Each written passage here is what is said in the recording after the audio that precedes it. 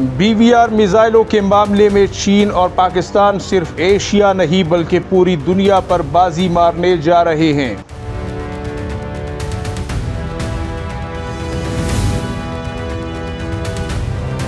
चीन के एक शाहकार मिसाइल ने फिजाई जंग का पूरा नक्शा बदलने की तैयारी कर ली। इस मिसाइल के आने के बाद पाकिस्तानी लड़ाका हथियारों की मिसाइल रेंज कहां तक बढ़ जाएगी? क्या पाकिस्तान अमेरिका और रूस से भी बड़ी रेंज हासिल कर लेगा? तफसीलात के लिए वीडियो को आखिर तक मुलाहिजा फरमाइए और बराह करम चैनल को भी सब्सक्राइब कीजिए, बेल आइकॉन दबाइए ताकि हमारी हर आने वाली वीडियो आपको वक्त पर मिल सके।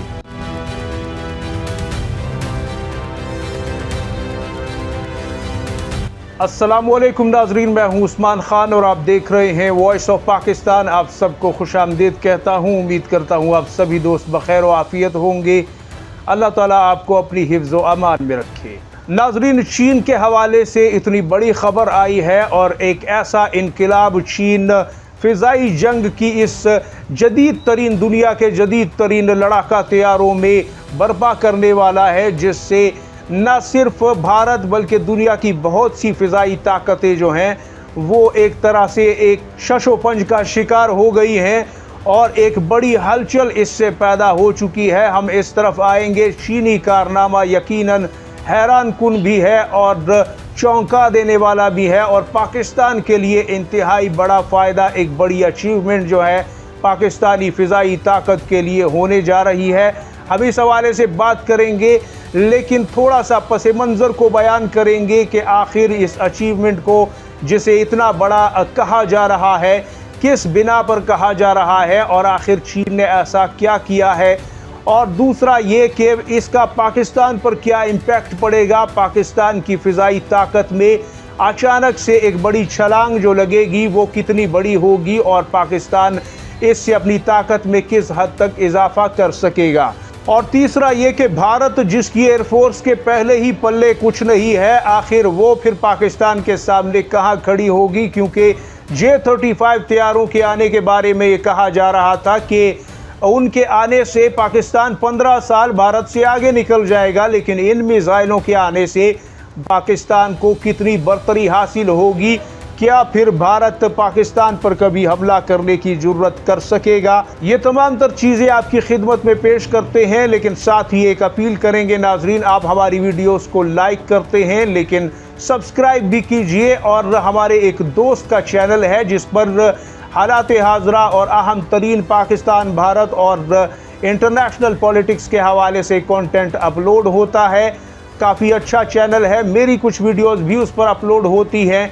डिस्क्रिप्शन में उसका लिंक मौजूद है, उसे भरपूर तरीके से सपोर्ट कीजिए और वहाँ पे पाकिस्तान के जदीद तरीन जो दिफाई सौदे हैं उस हवाले से आज ही एक वीडियो अपलोड हुई है जिसका लिंक डिस्क्रिप्शन में मौजूद है। सब्सक्राइब करने के बाद कमेंट में जाकर अपना नाम भी लिखिएगा ताकि अगली वीडियो में हम आपका शुक्रिया भी अदा कर सकें। जज़ाकल्लाह। नाजरीन, अब हम आते हैं अपने असली टॉपिक की तरफ।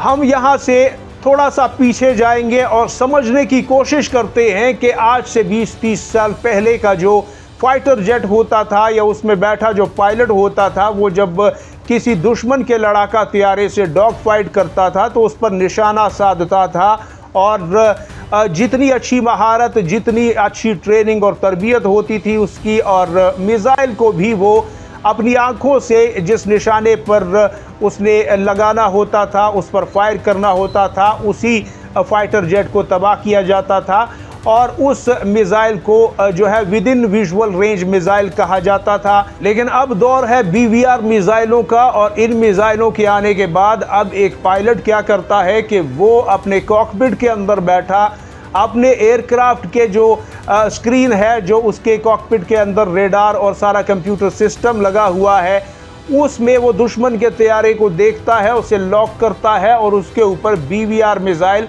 100 किलोमीटर 150 किलोमीटर दूर से ही फायर कर देता है। जाहिर है एक इंसानी आंख 100-150 किलोमीटर दूर तो नहीं देख सकती, लेकिन रेडार की आंख, एक लड़ाका तैयारे की आंख देख सकती है। लिहाजा क्या होता है कि फिर आपका काम ख़त्म हो गया, पायलट अपने घर वापस गया और जो मिसाइल है वो टारगेट का पीछा करता है तब तक जब तक टारगेट उसकी रेंज में होता है। यानी अगर टारगेट दाएं से बाएं होता है, ऊपर से नीचे या डाइव करता है, गोता लगाता है आसमान में, किसी भी सिमत में जाए, मिसाइल भी उसी सिमत में उसका पीछा करता है। और इसमें नाजरीन सबसे बड़ी जो रेंज है पूरी दुनिया में वो 3 मुल्कों के पास है, यानी अमेरिका, रूस और चीन। अमेरिका के पास जो मिसाइल है AIM-174 वो तकरीबन 400 किलोमीटर तक टारगेट को निशाना बनाता है। और इसी तरह रूस के पास R-37 मिसाइल है जो कि तकरीबन 400 किलोमीटर तक निशाना बनाता है टारगेट को।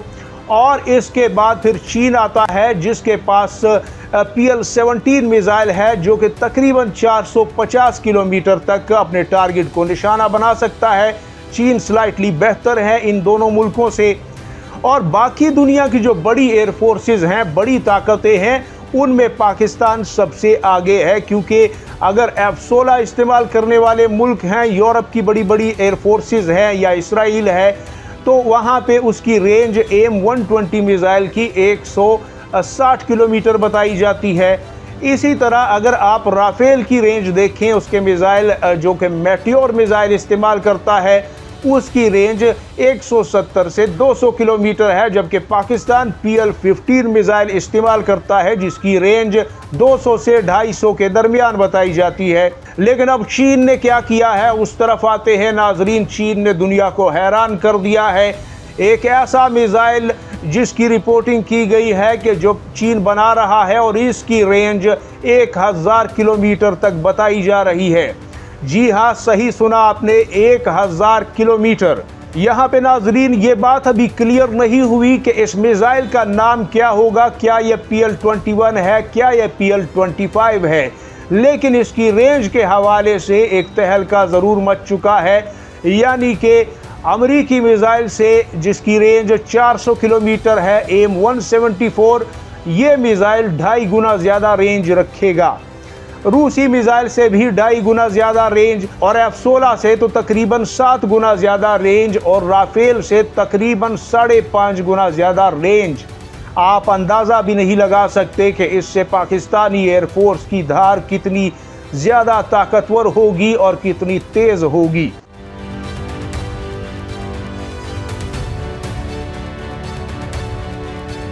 यानी आप सोच रहे होंगे कि ज़मीन से ज़मीन पर मार करने वाले मिसाइल तो 10-10 हज़ार किलोमीटर के भी हैं, 15,000 किलोमीटर के भी हैं, लेकिन नाजरीन ज़मीन से ज़मीन पर मार करने वाला मिसाइल किसी अलग पर्पस के लिए होता है, जैसे किसी एयरबेस, किसी फौजी अड्डे को तबाह करना हो, जो कि मूव नहीं कर सकता, एक जगह पे बना हुआ है, ज़्यादा से ज़्यादा वो एयर डिफेंस सिस्टम से ही अपनी हिफाजत करता है। तो वहाँ पे एक मिसाइल को अगर ज़मीन से फायर किया जाता है तो वो एक अलग सिनेरियो होता है। लेकिन फाइटर जेट जो है वो किसी फौजी अड्डे की तरह हज़ारों एकड़ पर मुश्तमिल नहीं होता, बल्कि चंद फुट का एक छोटा सा फाइटर जेट सैकड़ों किलोमीटर दूर से और भी ज़्यादा उसे टारगेट करना मुश्किल होता है। लेकिन वो मोहलिक टारगेट होता है जो आप पर हमला करने के लिए आ रहा होता है, आपके टारगेट्स को निशाना बनाने के लिए आ रहा होता है।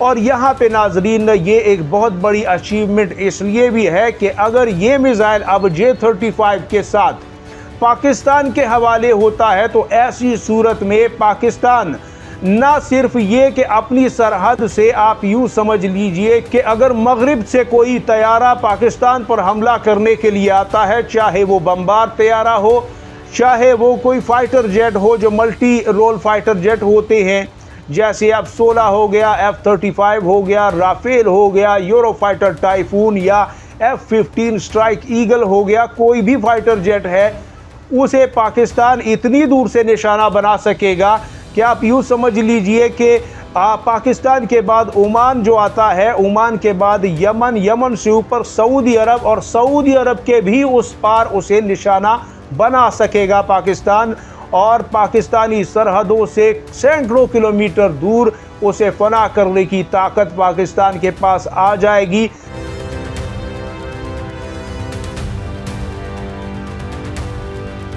याद रखिएगा कि PL-15 मिसाइलों के जरिए पाकिस्तान ने भारत के करीबी सूबों के अंदर स्टैंड बाय पोजीशन में, यानी अपनी सरहद के अंदर रहते हुए भारतीय तैयारों को गिरा दिया था। अपनी सरहद में यानी भारतीय सरहद के अंदर वो तैयारे उड़ रहे थे। अभी पाकिस्तान एंटर ही नहीं हुए थे, पाकिस्तानी सरहद से फासले पर थे। अब इस मिसाइल के आने के बाद जिसकी 1000 किलोमीटर रेंज है, तो भारत के किसी भी सूबे से, यानी जो 32 स्टेट्स और सूबे मिलाकर के भारत के बनते हैं, उनमें से कहीं से भी अगर भारतीय तैयारा जो है वो एयरबॉर्न होता है, हवा में बुलंद होता है, तो पाकिस्तान उसे अपनी सरहद से ही अपने लड़ाका तैयारे से टारगेट बना सकेगा। क्योंकि पाकिस्तान अगर फ्रंट से अपने तैयारों से इन मिसाइलों को लॉन्च करता है तो तकरीबन भारत के वस्त से भी आगे 15-16 सूबे क्रॉस करके पाकिस्तान निशाना ले सकता है। और अगर पाकिस्तान समंदर की दूसरी जानिब से ऑपरेशन करता है अपने लड़ाका तैयारों के जरिए, तो भारत की बाकी रियासतें भी कवर हो जाती हैं। लिहाजा ये एक बहुत बड़ी अचीवमेंट है और बाकी दुनिया में तो जो इससे एक हिजान पैदा होगा वो होगा, लेकिन भारत के अंदर इससे और ज़्यादा बेचैनी में इजाफा हुआ है, क्योंकि भारत के ज़्यादातर एयरबेस पाकिस्तान से 100, 200, 150 और 250 किलोमीटर के फासले पर करीबी सूबों और शहरों में हैं। उनके फौजी अड्डे भी इन्हीं फासलों पर मौजूद हैं। और इसके अलावा भारत अगर अपने दीगर शहरों से और दीगर सूबों से जो कि उस जानिब बांग्लादेश की तरफ हैं, श्रीलंका की तरफ हैं, या फिर बांग्लादेश के भी उस पार आसाम वगैरह, सिक्किम वगैरह या हिमाचल के सूबे हैं, तो वहाँ से अगर कोई किसी किस्म की करामत दिखाने की भारत कोशिश करता है तो पाकिस्तान उसका एक ज़ोरदार और नाकाबिले बर्दाश्त जवाब देने के लिए, वार करने के लिए, पलटवार करने के लिए मुकम्मल तौर पर पूरी ताकत से तैयार होगा।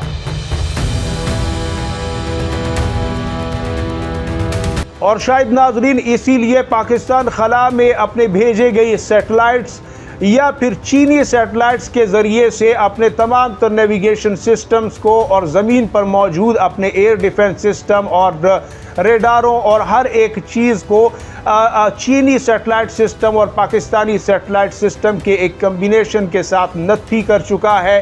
और इसका फ़ायदा पाकिस्तान को इस हालिया पाक भारत मार्के में हुआ भी है कि भारतीय तैयारे अभी उनका इंजन भी स्टार्ट नहीं होता था कि पाकिस्तान को पहले ही खबर हो जाती थी और पाकिस्तान उसके लिए, उसके स्वागत के लिए बड़ा बेहतरीन बंदोबस्त करके रखता था। लेकिन अब तो भारत के चप्पे चप्पे पर होने वाली हलचल का एक मौसर और तगड़ा जवाब पाकिस्तान के पास आने वाला है। और सिर्फ यही नहीं बल्कि बहीरा अरब के उस पार, बहीरा अहमर के उस पार, सूडान तक कोई भी जहाज़ अगर आता है पाकिस्तान पर हमला करने के लिए, याद रखिए नाजरीन के ईरान के एटमी असासों पर जो हमला किया गया वो भी कोई करीब से नहीं बल्कि दूर से आने वाले लड़ाका तैयारों ने किया। तो यहाँ पे नाजरीन आपको ये भी पता होना चाहिए कि पाकिस्तान के पास अगर चीनी सैटेलाइट्स तक की रसाई हासिल है तो पाकिस्तान पूरी दुनिया के चप्पे चप्पे पर नज़र रख सकता है और पाकिस्तान के करीब तो क्या पाकिस्तान से दूर ही वहीं पर निपटा सकता है और उसे इबरत का निशान भी बना सकता है अगर पाकिस्तान की तरफ कोई भी खतरा बढ़ता है या पाकिस्तान की सॉवरेनिटी को चैलेंज करता है।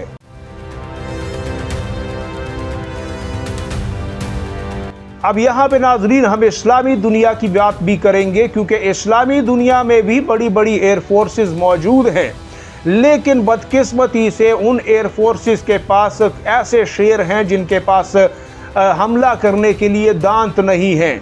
यानी अगर आप मिस्र की बात करें तो मिस्र के पास F-16 तो हैं, लेकिन BVR मिसाइल AIM-120 जिसकी रेंज 160 किलोमीटर तक बताई जाती है, अमरीकी मिसाइल, वो उसे नहीं दिया गया। मिस्र के पास जो है राफेल तैयारे भी हैं, लेकिन उसे मेट्योर मिसाइल नहीं दिया गया, जो BVR मिसाइल बुनियादी तौर पर राफेल की ताकत कहलाता है। इसी तरह इराक के पास भी F-16 हैं, लेकिन उसे भी ये मिसाइल नहीं दिए गए और शायद इसीलिए अब मिस्र जो है वो J-10C खरीद चुका और अब जो इराक है वो पाकिस्तान से JF-17 थंडर का सौदा कर चुका है। और यही हाल है अज़रबैजान का भी, उसने भी पाकिस्तान से न सिर्फ JF-17 थंडर ख़रीदे बल्कि पाकिस्तान को एक मिलिट्री बेस वहां पे एक एयर बेस बनाने की इजाज़त दे दी और पाकिस्तान का पहला फौजी अड्डा जो है वो यूरोप और एशिया के संगम पर बनने जा रहा है, ठीक नेटो फौज के सामने।